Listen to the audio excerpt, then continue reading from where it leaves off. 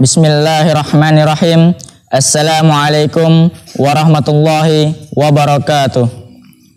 Alhamdulillahirabbil alamin. Wassalatu wassalamu ala asrafil anbiya'i wal mursalin Muhammadin wa ala alihi wa ashabihi wa azwajihi wa man tabi'ahum bi ihsanin illa yaumiddin. Asyhadu an la ilaha illallah wahdahu la syarikalah wa asyhadu anna Muhammadan abduhu wa rasuluh la nabiyya wa rasulla amma ba'du.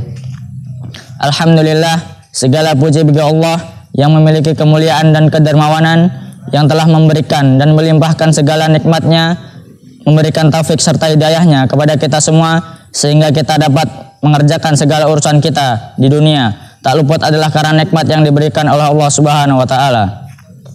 Dan sepatutnya kita harus selalu mensyukuri nikmat tersebut, karena dengan mensyukuri nikmat Allah, maka Allah akan menambahkan nikmatnya. Seperti janjinya dalam kitabnya surah Ibrahim ayat 7 yang berbunyi, la in sakartum la azidannakum wa la in kafartum inna adzabi lasyadid. Barang siapa yang mensyukuri nikmatku, kata Allah, niscaya akan kutambahkan nikmat tersebut. Sebaliknya barang siapa yang kufur atas nikmatku, kata Allah, sungguh adabku sangatlah pedih. Dan tak lupa kita haturkan salawat dan salam kepada ayahanda kita, Nabi kita Muhammad Rasulullah Sallallahu Alaihi Wasallam, yang mana beliau telah berjuang mati-matian menegakkan agama tauhid, membela agama Allah, yang mana dapat kita rasakan hingga saat ini, yaitu agama Islam. Memurnikan niat karena Allah Subhanahu Wa Taala. Berbicara tentang niat, tentu tak asing lagi di dalam telinga kita. Sering kita dengar kata-kata niat. Niat adalah amalan dari dalam hati, yang mana dilakukan dengan keikhlasan dan dilakukan dengan cara yang benar sesuai tuntunan Allah dan Rasulnya. Dunia adalah tempat bercocok tanam, dan akhirat adalah tempat untuk memetik hasilnya. Apa yang kita tanam, itulah yang akan kita tuai. Barang siapa yang menanam kebaikan, niscaya dia akan mendapatkan kebahagiaan.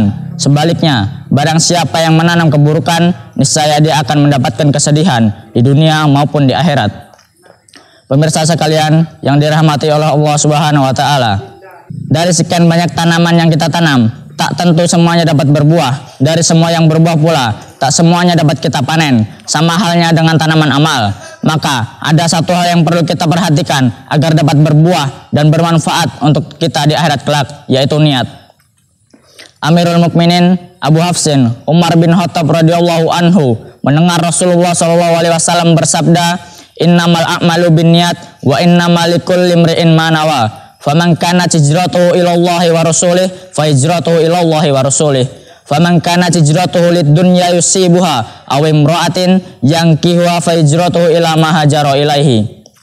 Artinya, sesungguhnya setiap amalan seseorang itu tergantung dengan apa yang ia niatkan. Setiap seseorang akan mendapatkan balasan atau hasil dari apa yang ia niatkan. Barang siapa yang hijrahnya untuk Allah dan Rasulnya, maka hijrahnya adalah untuk Allah dan Rasulnya. Barang siapa yang hijrahnya hanyalah untuk mengejar dunia atau istri yang ingin dinikahinya, maka hijrahnya adalah untuk apa yang ia tuju. Hadis riwayat Bukhari dan Muslim. Pemirsa sekalian yang dirahmati oleh Allah Subhanahu wa Ta'ala, hadis ini menjelaskan bahwa setiap amalan orang itu tergantung dengan apa yang ia niatkan. Setiap orang akan mendapatkan balasan dari apa yang ia niatkan.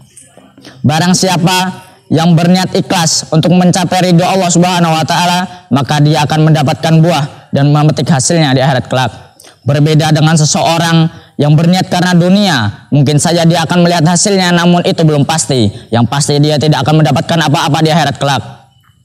Allah Subhanahu wa Ta'ala berfirman dalam kitabnya, man kana yuridul hayatad dunya wa zinataha nuwaffi ilaihim a'malum fiha wa hum fiha la yubhasun. Ulaika alladziina laisa lahum fil akhirah ilan nari wa habita ma sana'u fiha wa batilun ma kanu ya'malun.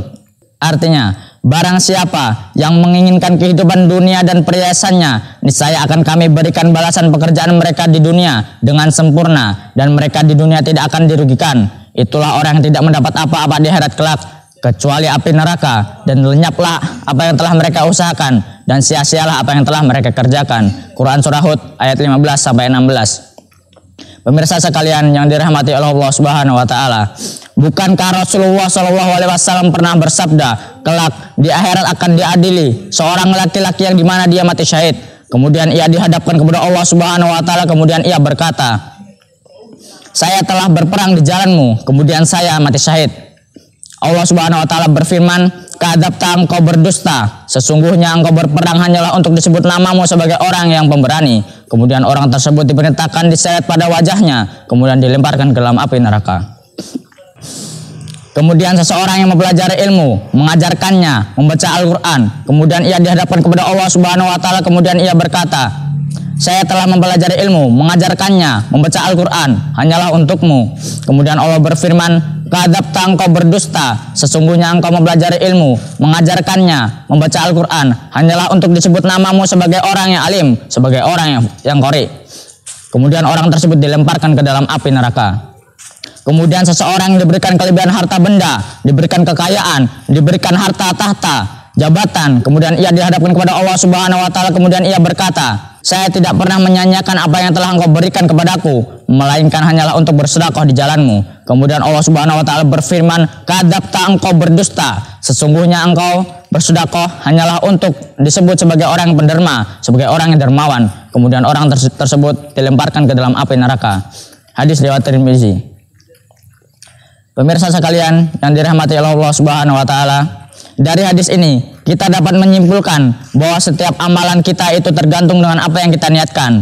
Jikalau kita amalkan dengan keikhlasan hati, namun itu tidak benar sesuai tuntunan Allah dan Rasul-Nya, maka amalan tersebut tidak akan diterima oleh Allah.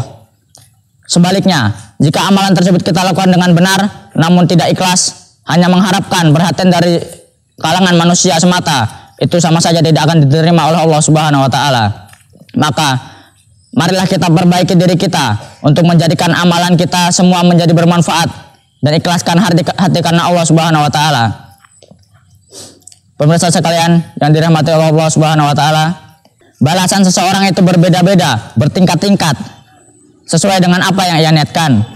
Ada seseorang yang sama-sama sholat namun ganjarannya berbeda. Dan ada seseorang yang sama-sama bersedekah, sama-sama berinfak, namun pahalanya berbeda. Semua itu adalah tergantung dengan apa yang ia niatkan.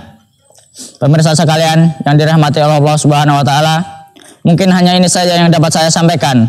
Apabila terdapat khilafan, itu datangnya dari diri saya pribadi.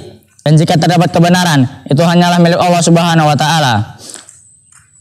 Pemirsa sekalian, apabila ingin bersedekah dan tidak sulit untuk dilakukan, maka jangan lupa like, komen, share, dan subscribe video ini. Semoga bermanfaat dan menjadi amal jariah bagi kita semua. Akhirul kalam, assalamualaikum warahmatullahi wabarakatuh.